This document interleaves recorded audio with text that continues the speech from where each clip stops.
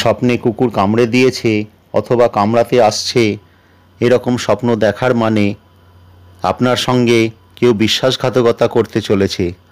আপনি যার ওপর ভরসা করছেন, বিশ্বাস করছেন, সেই ব্যক্তিটি আপনাকে ঠকাতে পারে। যদি কুকুর পায়ে কামড়ে দিয়েছে এরকম স্বপ্ন দেখেন তবে জীবনে ভারসাম্যহীনতা আসতে পারে। তবে এক্ষেত্রে ভয়ের কিছু নেই।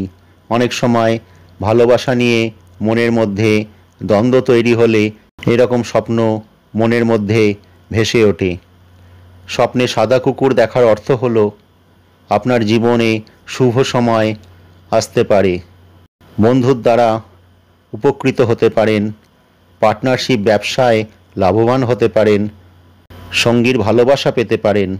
কালো কুকুরের স্বপ্ন দেখা মানে জীবনে খারাপ কিছু আসতে পারে। এর অনেক মানে হতে পারে। আপনার কাছের মানুষদের থেকে সাবধানে থাকা ভালো, কারণ সেই রকম কিছু মানুষদের মাধ্যমে আপনার জীবনে ক্ষতি হতে পারে।